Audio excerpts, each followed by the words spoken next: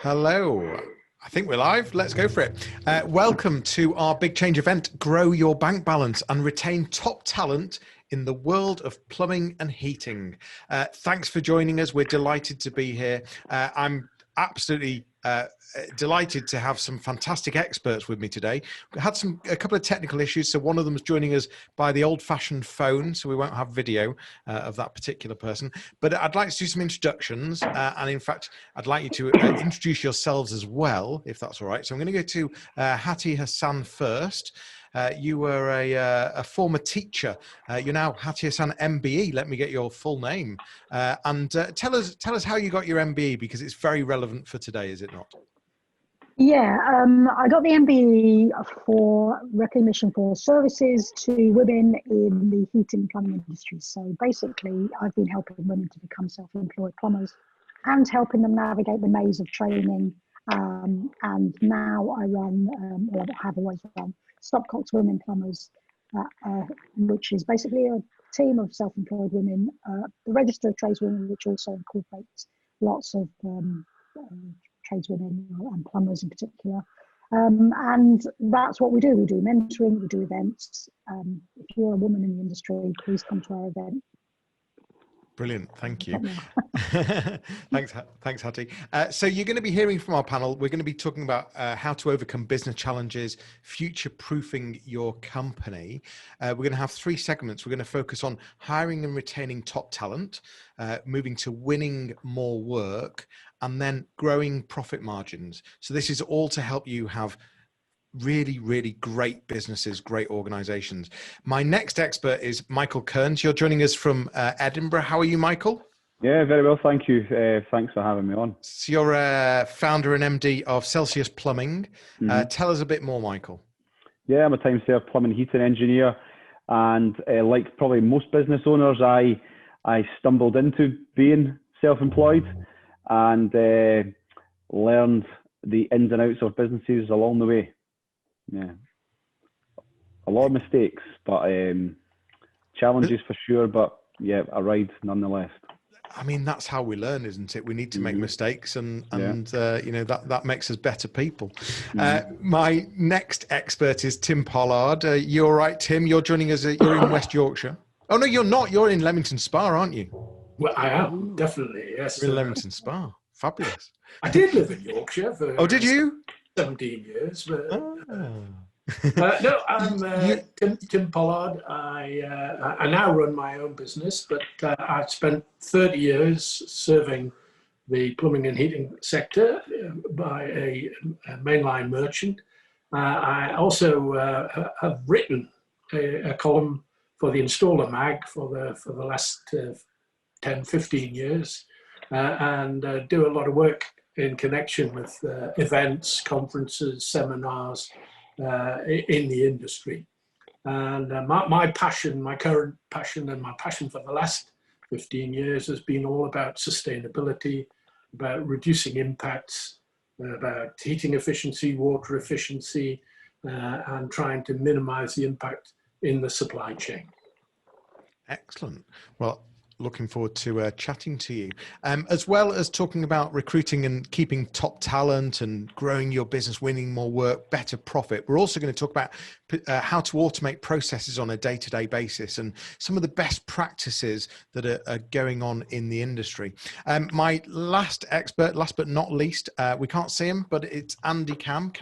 Cam, surname, you know, being appropriate today. Andy, can you hear us okay? I can hear you, but I can't see anybody, I'm afraid, which is, I know you can't see me, that's probably a good thing. So well, I mean, you do have your own radio station, so you are very familiar with talking. I have got the face for radio, yes. Yeah. Your company is I Love Plumbing. You were telling me, we were talking the other day, you're huge on social media in the plumbing world, but you know, 50,000 followers on Twitter, 15,000 followers on Instagram. You just started playing with TikTok. 200,000 people looking and 500 plus comments. Tell us a bit more about yourself, Andy. Yeah, it's. I mean, I started off as a plumber way back in 1979, so I've been plumbing now for the 43 years now. So times have changed and things have changed for the better. Obviously, a lot more stuff out there, a lot more technical stuff. And I think that obviously you've got to retrain yourself, and you just have to rebrand and retrain yourself as often as you can. Along with Tim, obviously there's all the renewables that are coming up and all that kind of stuff that are in its infancy, I suppose, at the moment. But they're going to be massive, so you really, really need to get yourself out there looking at stuff. And the biggest and quickest way of learning I found myself is social media. Have a look on social media. You can look at, you can find anything out on there. So what I've done is I've gone on there, and all I want to do is try and help people, be quicker at work, earn more money. I only have to work 5 days a week.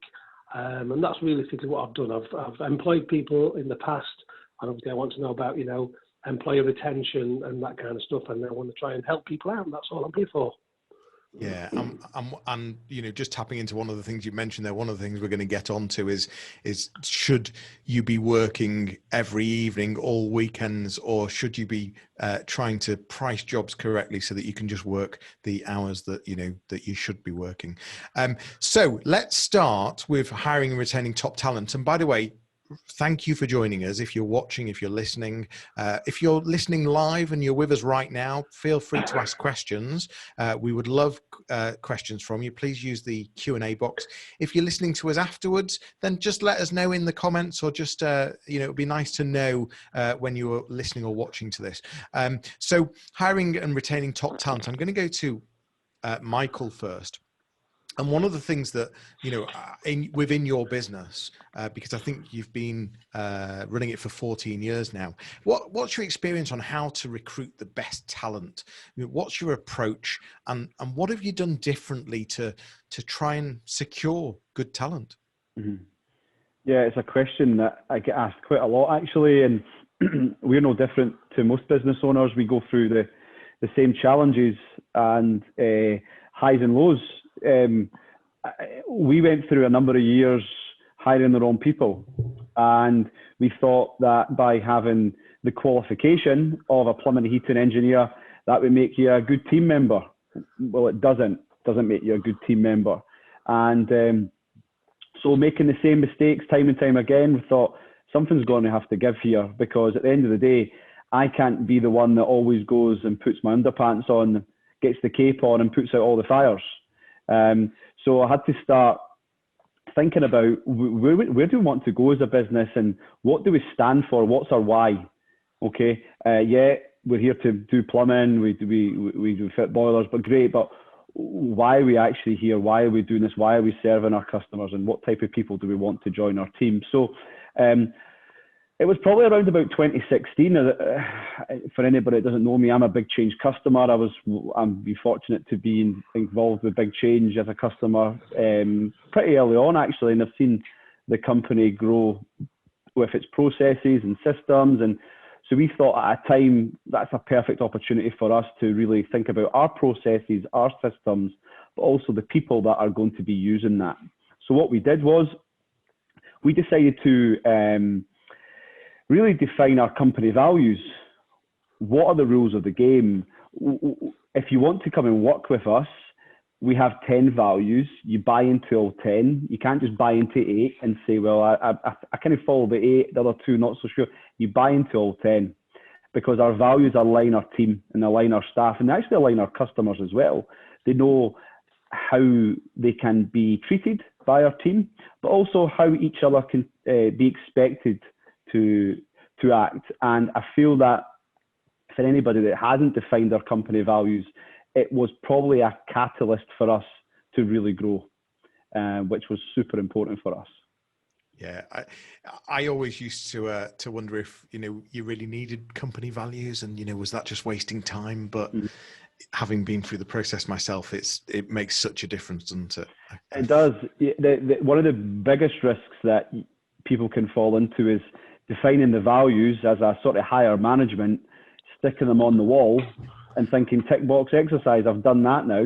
Yeah. We decided to get our team involved and say, well, what do we stand for? Yeah. And so we defined our values as a team, and they're up there, and everybody's accountable. And from the apprentices that we have right up to myself as a company director, we're all aligned by our company values, and it makes for a very strong culture. Yeah. You mentioned apprentices. I want to come back to that, so I'm going to come back to you on that, Michael. But Hattie, you stand up for women, which is brilliant. It's estimated that there's only 1% of all plumbers are women. That's crazy. Is that the sort of stat? And so, recruiting. Are we just going wrong, and should we just be recruiting more women?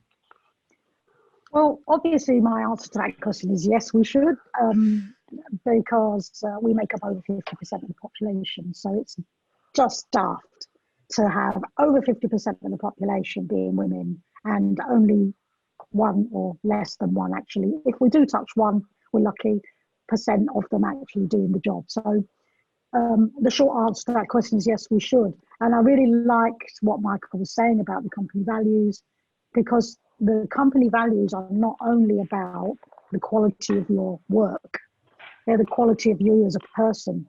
And one of the things that our customers are always saying to us is that when a woman comes round, they ask some questions and they care about them, they feel cared about. And I think any plumbing company or any company that can make their customer feel like they're cared about, doesn't matter if they're women or men, then they're on to a winner.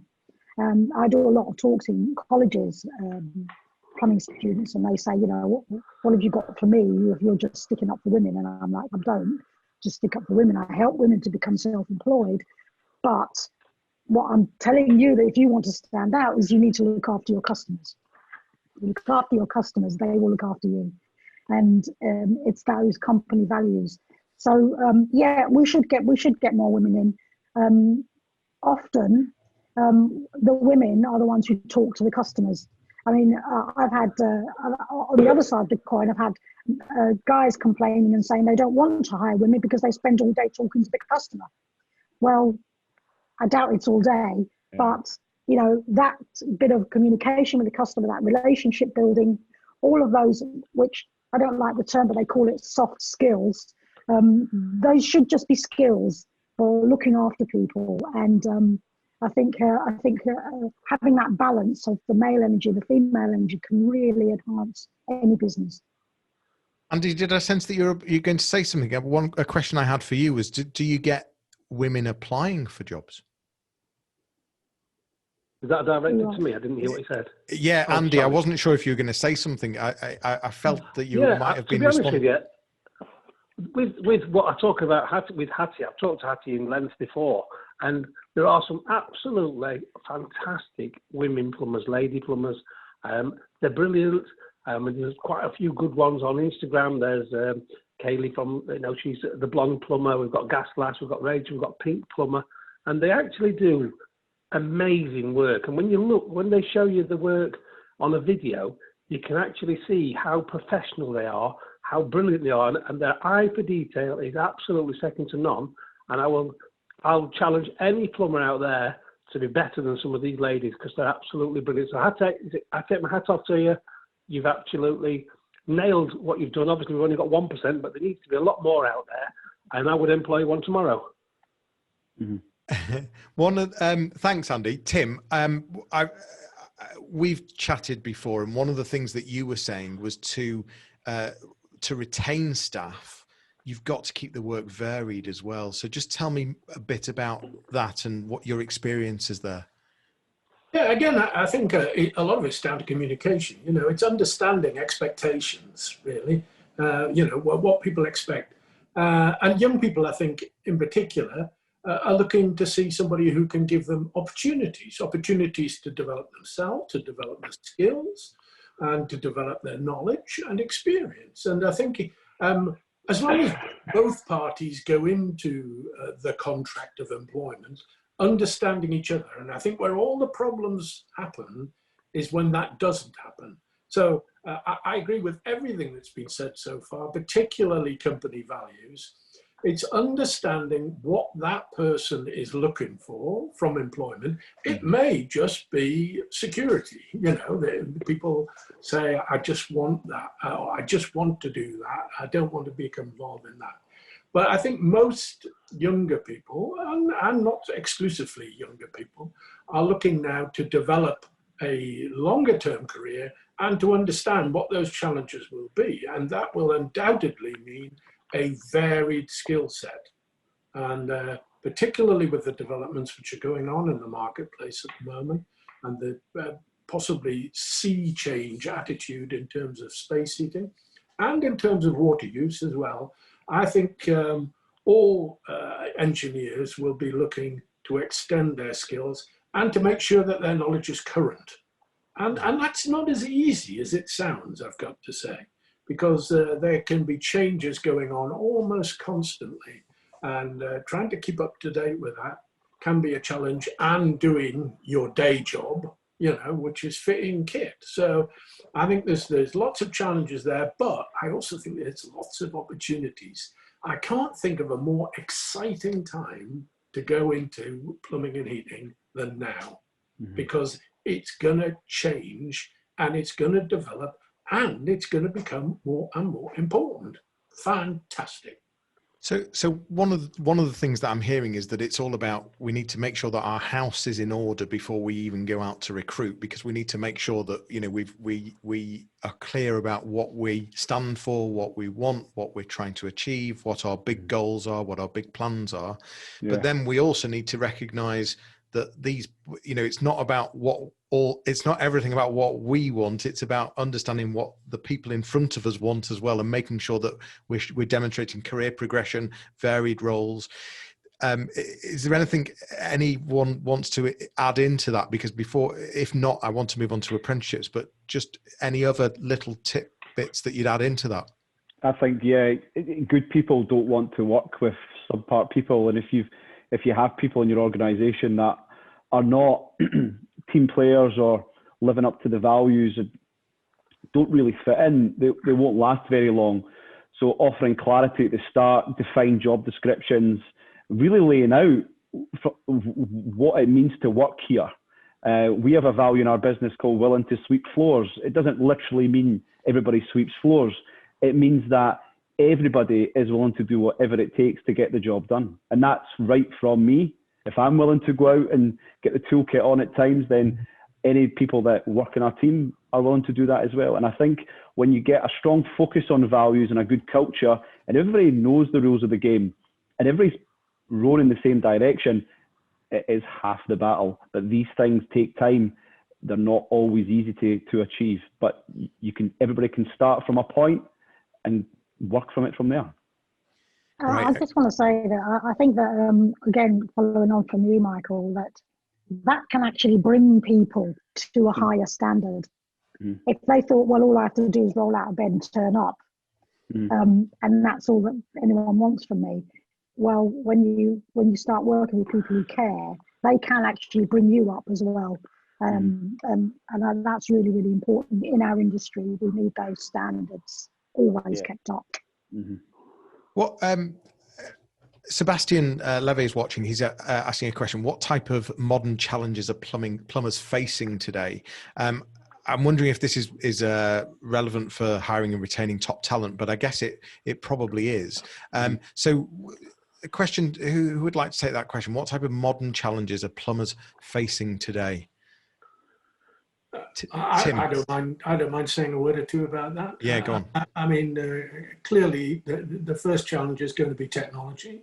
We're already seeing the future strategy of the government is to reduce and eventually do away with natural gas boilers. So there's going to be a replacement of sorts, and that could be a variety of different things. It probably will be a variety of different things, including heat pumps, including district heating, and including hydrogen. So there's a big challenge. The second one is, of course, technology per se. We're now having smart homes, aren't we? We now have an expectation of everything we touch, whether it be a fridge or whether it be a vacuum cleaner or whatever, and we want to have these things which talk to each other and talk to other people as well. So I fully expect there to be an extension of that. I think we're also going to be looking at how we can make our homes as efficient as possible all over. So we're going to look at water use. We're going to look at in terms of the impact of our homes, how we can reduce that, and also, of course, none more current is to understand the prices that are involved in that, and if we can reduce our possible awareness. Oh, sorry, our possible prices that we're going to be paying for our energy and our water in the future. I think they're all big challenges. I'm certainly very aware that one of the reasons for the topics of this webinar today was based on a report that BigChange did, and that was based on a survey looking at the key challenges in the business, and looking at the results of that. The top three things were hiring and retaining talent, winning more work, and growing profit margins. So it sounds like on top of that, there's so many more challenges, but the overriding challenges were around making more money, bringing more work in, and recruiting. But Tim, great insight, thank you. I wanted to move on to apprenticeships, and I know that Michael, you've got quite a bit of experience with this. How important are apprenticeships? What are the gaps in the industry, and what's the opportunity? What's the skill gaps, and should we be considering apprenticeships? Absolutely, yeah. I believe an apprenticeship basically changed my life. It's given me opportunities that I don't know where I would have been without an apprenticeship. And when I first started my business, I had an apprentice from the very beginning. I'll be honest and say that we've made mistakes with apprentices in the past. We've seen apprentices all wrong. We used to see apprentices as almost, okay, they're there to help us so we can get the job done better. When in fact, our whole mindset's changed with apprentices, probably within the last 7-8 years, I would say. It's all about trying to develop your team for the future and giving the best possible opportunities, because there aren't many companies out there offering opportunities on apprenticeships. For anybody who does offer opportunities for apprenticeships will hopefully be seeing the benefits of it, because when I served my apprenticeship, I was told by my tradesman to leave. That was what you did. You served your time and you left, because you would be forever treated like the laddie. You serve your time, you leave, you go and find money or work elsewhere. We don't want that. We invest in our team now. We've currently got 3 apprentices. We're only a small business, but we want to retain these people when they're qualified, because they know what it's all about to work here, and technology is a big part of that. They're not just learning plumbing and heating anymore. They're learning a huge array of skills that will set them up for a career here at Celsius. Hattie, are apprenticeships helping the gender balance at all? Well, my experience was very different to Michael's. When I decided to become a plumber, I wrote to 100 or more companies to ask them for a job placement. I didn't get any replies. I rang up. It was back in the days when there was no emails, so I actually had to write to them, post letters, and phone up. And I was often asked the question, are you ringing up for your son? Are you ringing up for your husband? And as soon as I said, no, I'm ringing up for me, any vacancy there might have been disappeared. Now, I know that was a long time ago. I know for sure that I'm really glad I'm on this panel, because I think we do need to see the other perspective. That is our perspective, where we aren't particularly getting all the breaks we should. There are lots of women out there who contact us every day saying, I'm just trying to find some experience. I don't want to get paid. Just take me out with you. Just let me get this opportunity. So anybody listening to this, please, if a woman approaches you who has trained, and she will have been reading, 24/7 to get the knowledge inside her, she just needs those breaks. And we're constantly getting contacted about, can we take apprentices? Well, we're not in a position to take apprentices, but we point people into directions. So I'm really glad I'm on this panel to give this perspective, because it needs to be heard that there are lots of young women and women in their mid-20s to mid-30s even. I don't know, you know, what the opportunities will be for those women. Mostly it's, you know, they don't have employment opportunities, but self-employment is where we shine. So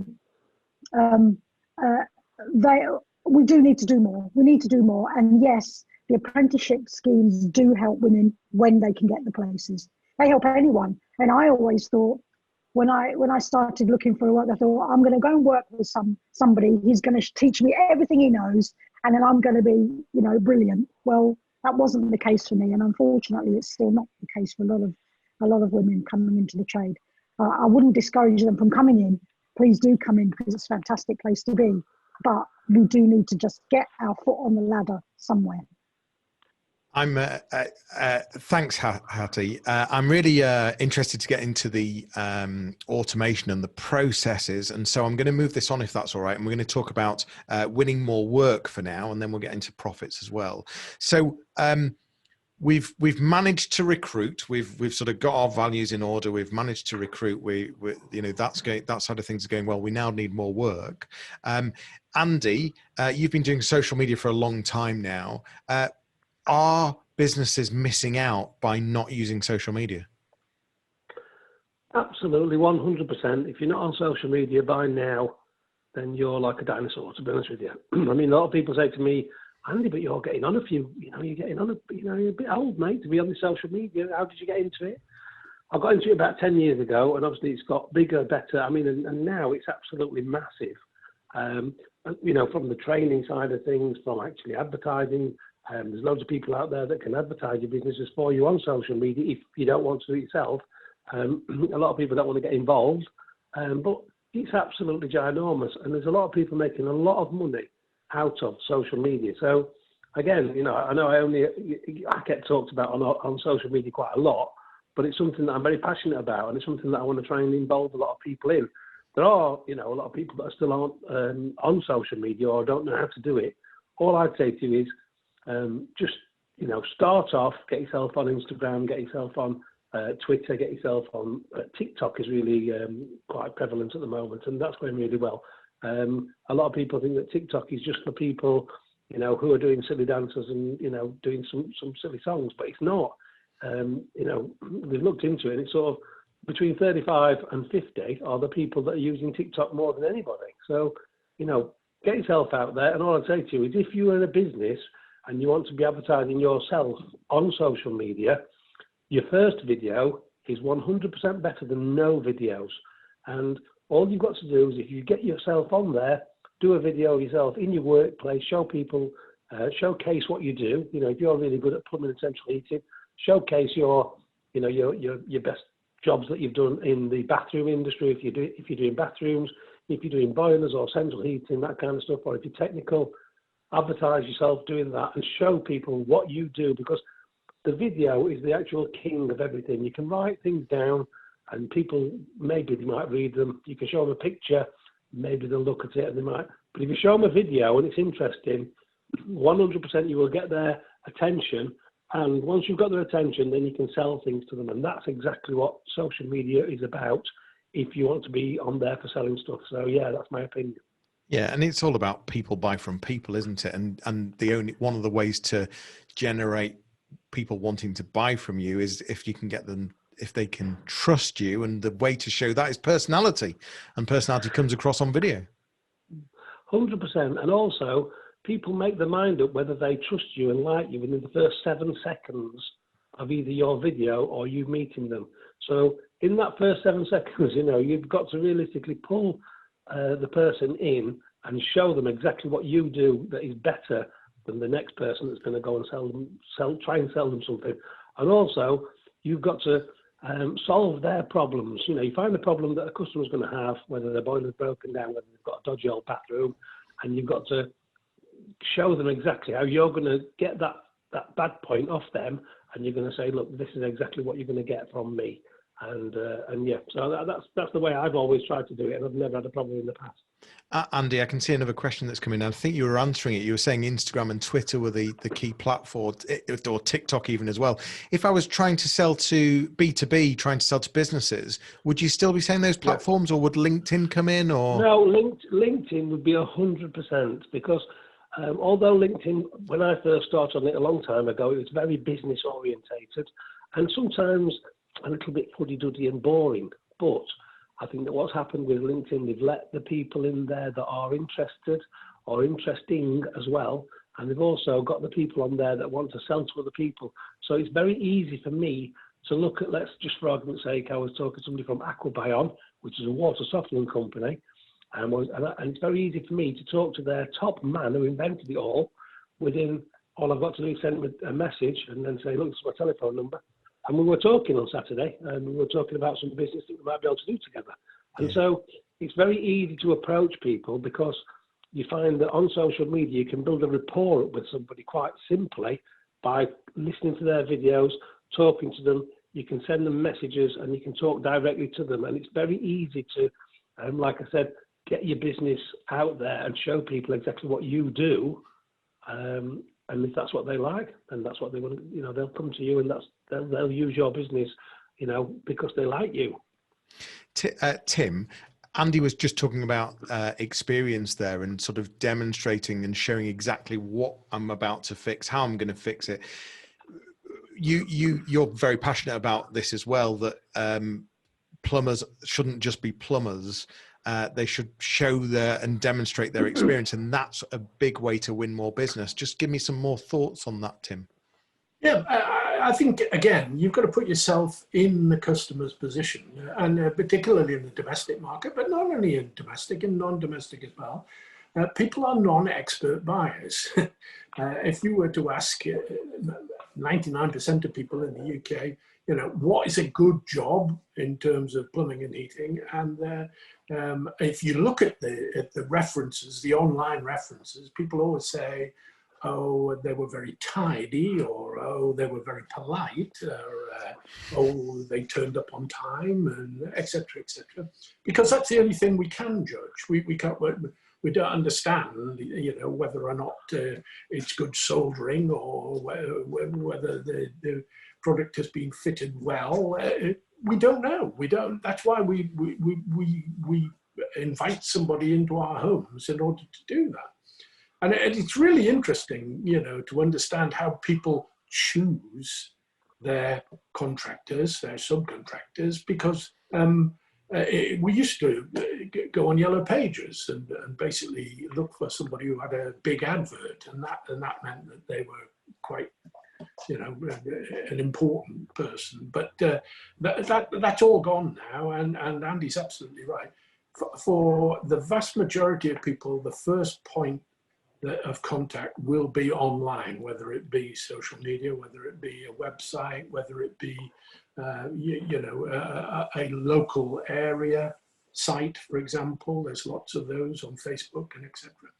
And I think anyone who overlooks that is really missing out a massive opportunity.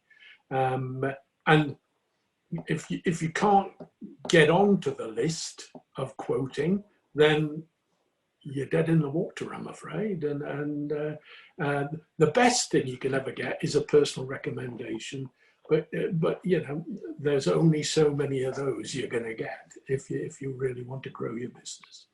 I do remember leaving a tidy, polite, friendly review recently, actually.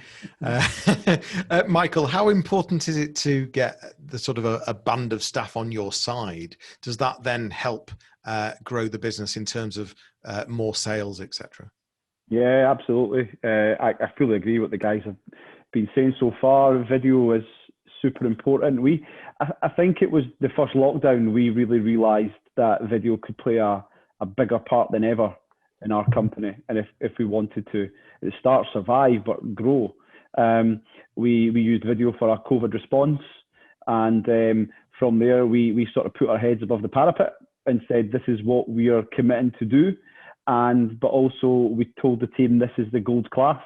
This is the video. This is what people are going to be expected to see when you turn up, not only are we putting this on our website, front and centre, we're also going to be sending the customers a link when we're on our way through BigChange, and they're going to be able to watch the video. So if you're turning up at their front door not doing this, there's going to be a problem, and there's going to be not such a good review coming our way.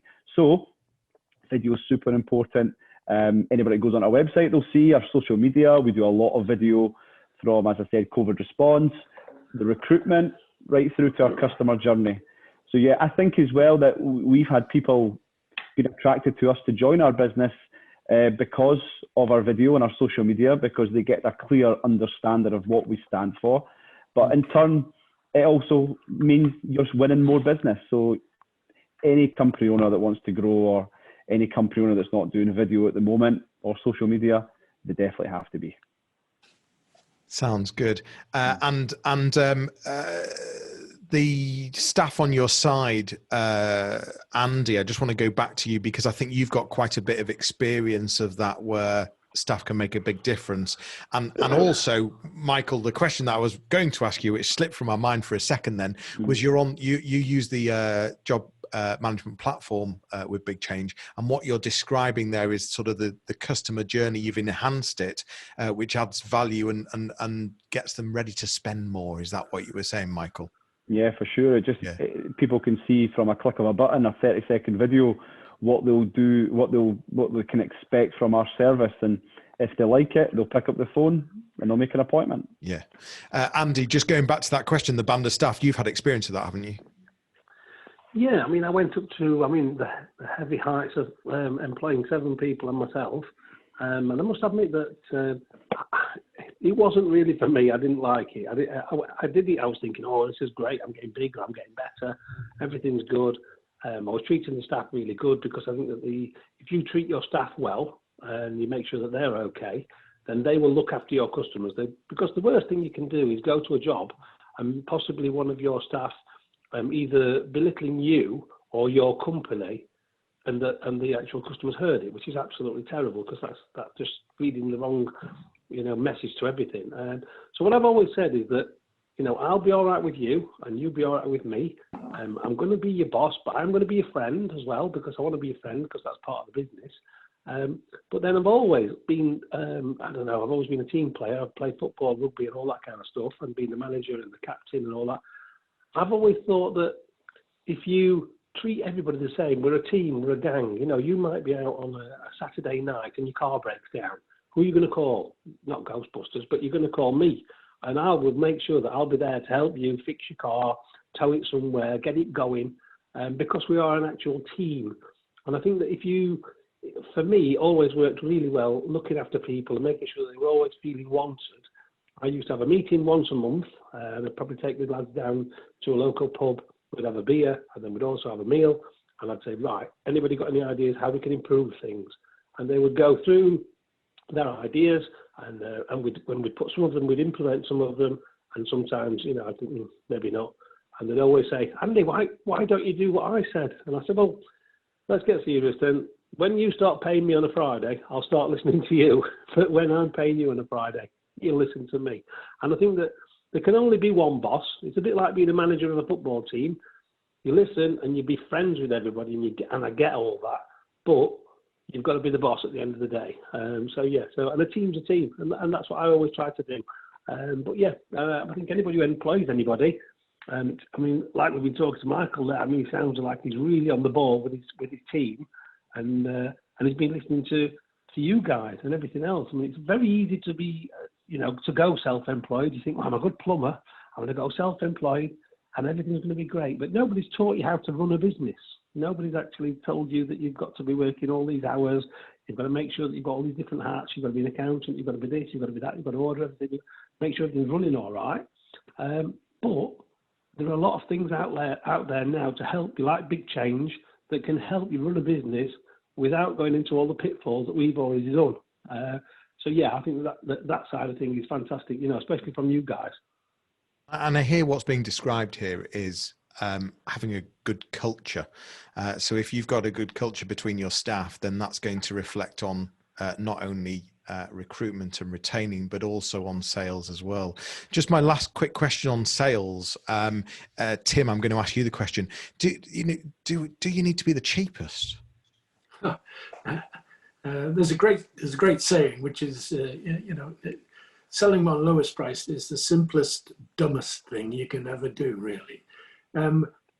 What people want is value for money, but they want quality, and people are willing to pay for quality. The problem is, as we just said before, if you're an ignorant buyer, you don't know what quality is, and there's a really interesting bit of work just being done on servicing a boiler.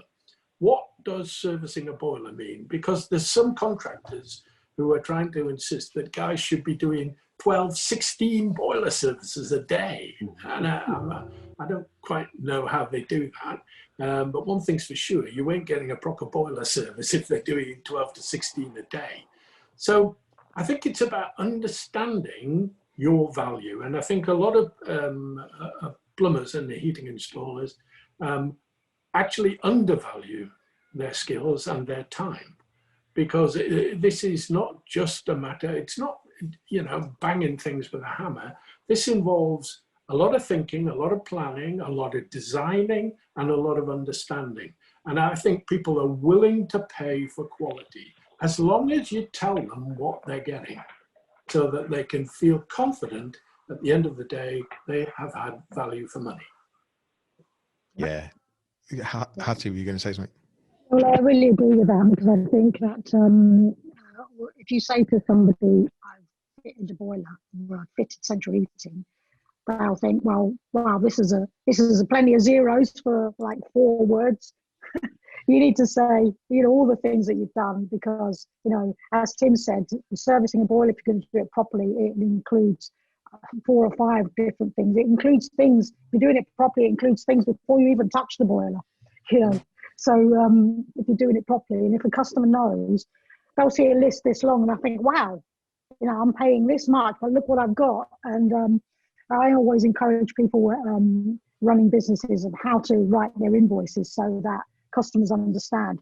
And I also say to people, when I was on the tools designing central heating systems, they'd say to me, well, I've had a price and it was like $2,000 cheaper than yours. Well, I'm like, well, okay, you're always going to find somebody cheaper, but let me tell you what I'm going to do. Let me explain to you why this system is going to work in the way it's going to work, and why you're not going to have to replace this system because it's going to be this efficient, because it's got this in it and that in it and the other in it. And that's when the understanding of the engineer really comes across. And if you're talking to a customer and they are quite clear that you understand exactly what you're talking about, I think that's going to instill trust as well. And they will be willing to pay for something that they know, what you're talking about. Actually, I know a bit about what you're talking about now. So, yeah, I trust this. And then I can feel like I can ask you questions because I don't quite understand something. Whereas if you're doing 16 boiler services a day, you haven't got time for questions. You're in and out like a whatever. But so yeah, so it's really, really, really important. Yeah, people will pay for quality, and that doesn't mean you're going to be more expensive than others. So many times people have said to me, "Oh, I've had a quote that's much cheaper than yours," and I always say to them, "Well, at the end of the day, it's up to you to go where you want to go, but you can always find cheaper. Always, you always will." And as a consumer, the cheapest puts me off, actually. Yeah. Well, I mean, one of the things, just as the last point, I thought of it when Tim was saying, I think when somebody says to me about, are you the cheapest? I always say cheapest is always the most expensive. Yeah, you can either have a good job, you can have a cheap job or a good job. Yeah. Yeah. You choose. A cheap job ain't a good job. So we've got work in, but I want to make more profit. That's what it's about. I want to make more profit. And Michael, I want to talk to you because I hear you talking about automation. I hear you talking about eliminating low-level tasks and clever questions. Tell us some of the things that you've implemented to increase profit margins, and some of the techniques that you use to do that. Okay, so as I said earlier on in the call, back in 2016 when we joined BigChange, it was a bit of a crossroads for me personally. As a business owner, I was very much used to doing everything in the business, wearing many hats. Ultimately, the buck stopped with me. Whenever there was an issue, it would be Michael to the rescue. My first daughter was born in 2015, and I said to my wife, high as a kite, the elation of having a new child, things are going to change. I won't be working weekends. I won't be working in evenings. When we go for a meal, I promise you, I'll leave my phone at home. Well, lo and behold, guess what? Fast forward, nothing changed. So at the time when things really had to change, I found BigChange, ironically the name. And that's when I really sat down and thought, well, let's say I do this task. Is that task written down for somebody else to pick up? Because what happens if I fall and break my leg? Or what happens if I want to take a holiday? What happens if I just want a day off? Nobody else knows how to do it because it's all in my head. So I started writing down our processes. And then over the years, we defined our processes. We even became really clever during the first lockdown and moved them onto video. But then through the power of BigChange, we started looking at things called workflows. And what workflows are, it's a series of questions that our engineers answer when they go to a job. Depending on the question and the answer, we'll then branch them off to our next question. So hypothetically, is the boiler working, yes or no? If they answer yes, takes them to a question they've got to answer. If they answer no, takes them to a different question. The way that we worked our processes ensures consistency. So from the minute the customer picks up the telephone or submits a web inquiry, right through to submitting the final invoice and job report, it's a consistent fashion. And anybody that's watched any of the BigChange videos that I've been a part of before can see other areas where we try and ensure automation and consistency. But from the way that we became clever was we said we don't want to be paying for BigChange. We want BigChange to be paying for itself. So we started adding questions into our workflows. Okay, hypothetically, here's an example. The boiler's not working. Okay, does the boiler require parts? Yes or no? Yes, it does. Okay, next question. What level of servicing are you going to recommend for the customer? There's options of what we call in-warranty servicing, out-of-warranty servicing, or there's evidence on site that it's been serviced before, or it's beyond economical repair. Whatever the engineer answers takes them to the next question. And it means that that option automatically filters onto the customer's quotation. So if there's evidence on site, doesn't go on. But if it looks like the boiler's not been serviced in 10 years, guess what? They're going to be getting a quote from us to service the boiler, and it all happens automatically. And that, if people don't accept it, that's fine, but we're doing it automatically to ensure best practice. That's just one example of what we do. We're not even remembering to do this anymore. BigChange does that automatically for us. So it's about increasing efficiencies and using workflows to spot opportunities and automate even quotes going out. Okay. Give us another quick example, actually, just to put you back on the spot. So I suppose one of the ones that we get asked quite a lot of is our service automation. Service reminders seems to be a big issue with most businesses. It doesn't matter if you're large or small, service reminders becomes a real problem. But service reminders are so important for reoccurring value. If you really want to grow your business, these are the types of customers you want to retain.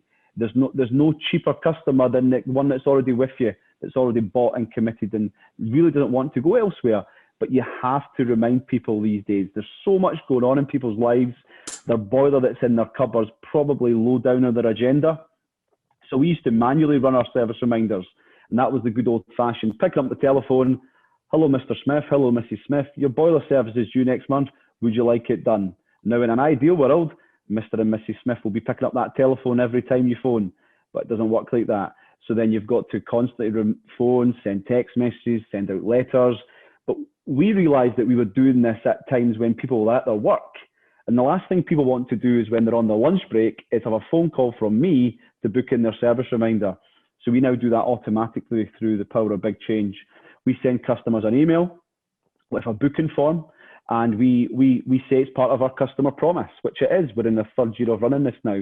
And it means that 24 hours a day, our customers can accept their appointments, they can reschedule if they want to, they can even cancel it if they don't want to. But if they do want to book with us, they answer some questions that we've preset. Anybody can write their own questions, we preset, comes over to our system, and it gets booked in automatically. And we do that year on year. And it's really changed the way that we run our business. And our recurring value in our services have just increased tenfold because of it. I mean, let's be clear, this webinar is not about bigging up BigChange, but of course, it's made some differences. I just want to tap into that just a tiny bit more. So you, as the business owner, you're obviously, I assume, in charge of operations as well. So has that made your life just so much easier, being able to manage the operations of the entire business then? Yeah, I would say, yeah. I got, for a long time, I got really obsessed with processes and systems because I didn't want to be the person that had to do absolutely everything. Starting maybe 1 day a week, which is quite difficult for a lot of tradespeople to take out the time to work on the business, not always in the business, but work on the business. And then through time, things evolve. You bring on new people. You eventually realise that you can release certain tasks. But if people do naturally move on, you've got a set of processes there and systems that you can work on. So you say, well, if you want to know how to do this, go to here and you'll find all the information. Let me know if there's anything you don't understand in there, because we'll just tweak that process where we can. But that's just one thing. I think with BigChange and the way that things were going in my life, it just happened that it became really something that we learned to grow with, and we're always tweaking it to improve the business wherever we can. It's if without it, we probably wouldn't be where we are today, for sure. Thank you so much. Tim, tell me, you do a lot of consultancy, you work with lots of different businesses. Are there other ways that we should be thinking about to increase profits? Other things that we should be considering? How can we get more money? I'd say one of the things I think people fail to do is to sell up, basically. I think a lot of people go in, if they say, my pump's not working, what they do is to take the old pump out and put a replacement in, which is exactly the same product. Or, my controls aren't working, they go and they put back a straight replacement. Again, I go back to this point. If you don't know what's available, how do you know what you can buy? So it's a matter of asking people those simple questions. Would you like to control your heating from your phone? Would you like to be able to switch it off and on remotely? Would you like to be able to set temperatures in different parts of the house at different times of the day, at different times of the year, etc., etc. You've had this boiler for so long. Number one, is a boiler your replacement?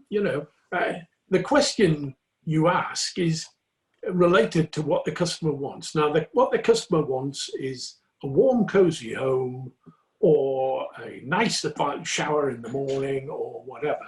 How that's delivered is your expertise. And I think there's real opportunities there to sell on additional products, sell better quality products. We all know, don't we, that there are good, better, best products.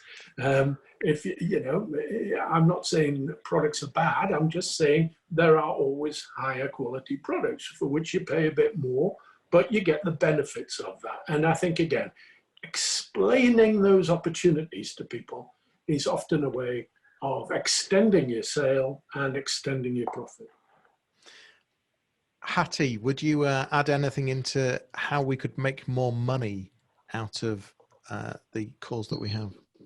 Yeah, and I think the thing about it is not what's not driving us is making more money. I think what's driving us is making sure the customer has the proper solution for what they want. So, put simplistically, yes, they want a hot house, or they want a good, powerful shower. For example, next week just harking back slightly to the social media side of it and the video side of it.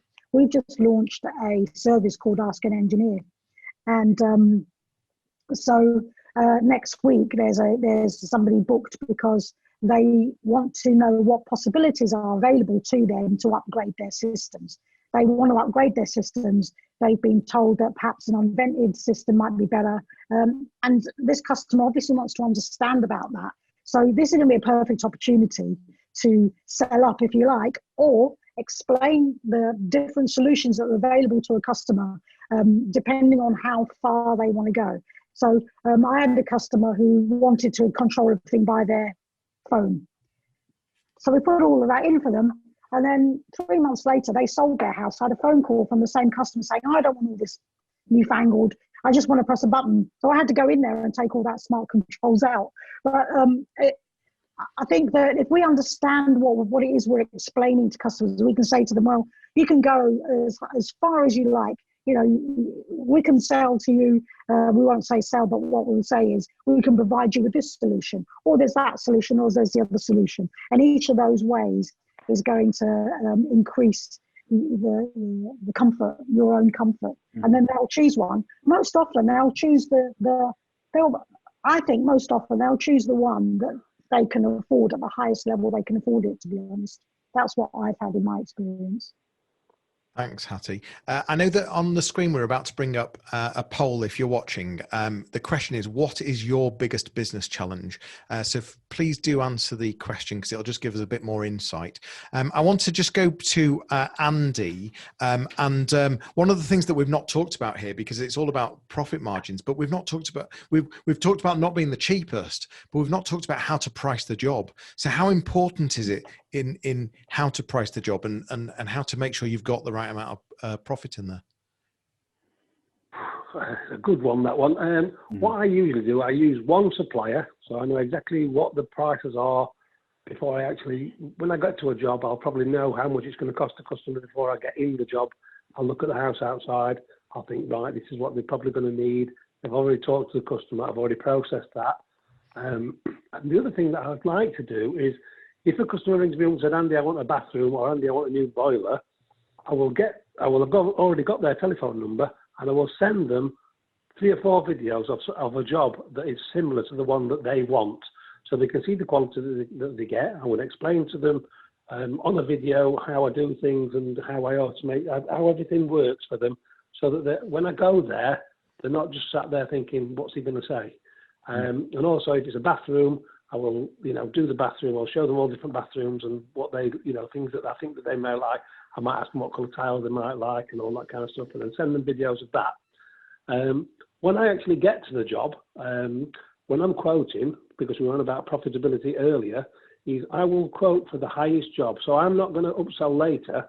I upsell at the beginning, and I found this is the easiest way for me to do it. Is say I'll say to them, look, we're going to have this boiler, these radiators, these valves, this, that, and the other, and I give them a price there and then on the night, because I know all the prices. I find that it's a lot easier to sell to people on the night rather than wait 2 or 3 days or a week, or then thinking, when shall I bring them back? Are they interested? And then I will say, is that okay? And some people might say, well, hang on a bit, it's £4,000. Can you knock me £500 off? And I say, look, I can't knock you £500 off that price, because that means in general I'm ripping you off for £500. But what I can do, I can lower the quality of this boiler, and we can put this boiler in. Still a good boiler. The radiators might be changed and the valves might be changed, and this could be a bit less. And I've never ever had anybody say, yeah, Andy, I want that cheaper job, because they all want the best job for that property. And then what I do then is I'll ask them if they can sign up on the night and leave a deposit, which is great, because I'm obviously trying to sell, because I'm a salesperson. I know I'm only a plumber, but I sell as well. But if I don't sell, I'm not working and my family aren't eating. And so what I then do is, if they've got 2 or 3 quotes to do, I'll say, okay then, have you got a date that you think you might be making your mind up? And they might say the 10th of March. And I'll say, okay, can I ring you up on the 10th of March at 10 o'clock in the morning, and I'll talk to you about the job, and you can say to me anything that you found out of anybody else, or whether you're going to go with somebody else. And I don't mind that, but I'd just like to talk to you about it. And then I ring them at 10 o'clock when I've said, and I sometimes get the jobs at 10 o'clock, but most of my jobs are made on the night. So that's my opinion and what I try and do. But yeah, loads of other different ways out there to do it. But that's how I've honed what I do to maximise the profitability of a job. All about pricing it, isn't it? And I love the follow-up. I love the follow-up, Andy. That's 100%. I mean, I was taught how to do that off another site, to be honest with you. But basically, what it is it gives you a second bite of the cherry. If you've gone there and the people still aren't, I mean, I get probably, at one time I was getting 100% of my jobs, and I was like, hang on a minute, why am I getting 100% of these jobs? I'm running around like a headless chicken trying to get everything done. And I thought, at one time I thought, I'm the best salesman there ever is. I can sell anything. And then reality hit home, and I thought, Andy, you're far too cheap, mate. You are far too cheap. So I put my prices up. And I think if you're getting 100% of the jobs you're going for, yeah, you either are the best salesman there's ever been, or you're too cheap. So what I try and do is make sure that all the plumbers and heating engineers out there that are listening to this are working 5 days a week. We don't want to be working Saturday and Sunday because that's taking your time off, your precious time off your family. And that's realistically what you're going out there to earn your money for, to make everything all right. So make sure you earn enough money in 5 days so you don't have to work 7. I like it. This has been brilliant. There's a couple of things that I just want to round up with. I know we're going to share on screen a link to our website, BigChange. If you're looking for future events that we're going to be at, we're exhibiting at the Installer Show for Plumbing and Heating in June, but we cover many different industries. Hattie, you've got an event coming up, the Women Installers Together. That's in July, is it? Yes, that's the 6th of July. It's in London, and men are welcome to come, obviously. We have Andy came to our event, popped his head in, and I think Tim might have popped his head in last year as well at the Installer Show. This year we've got our very own venue. You can find out about it on our website, which is stopcox.uk. Brilliant, thank you. And yeah, just to remind people, if perhaps if you are interested what BigChange can offer, please go to the website and ask for a demo and see how you can make your business more efficient. Andy, if we wanted to hear you on the radio, your station? It's called Fix Radio, and it's on an app on your phone. So you just go on the App Store, download Fix Radio, and it's on every Wednesday at 1 o'clock. But I do know that we've put in for a license, and I think it's later on this year we're going to go worldwide. We're going to take over, and I know that Bradley Walsh is frightened to death because I'm going to take over his game show empire. Brilliant. Michael, is it Edinburgh? Is it just Edinburgh that you cover, or all over? Yeah, the surrounding area in Edinburgh, but mostly Edinburgh city. So, yeah, that's there. So if you're looking to work for a good firm in Edinburgh, speak to Celsius Plumbing. And Tim, the column that you write, it's for Installer magazine, isn't it? It is indeed. In fact, my new one has just come out today. So there's your opportunity. There's a link on Twitter if you want to have a look, or go to the Installer website. Brilliant. Thank you for joining us. Thank you for watching. Thank you to an amazing panel of experts. Thank you so much for being here. As I said, thanks for joining us. If you're looking to join us at a future event, we'd love to see you. But for now, that's all. And we'll see you soon. Take care. Thanks very much. Bye-bye. Bye now. Cheers. Thank you, everybody. Thank you. Bye-bye. Thank you.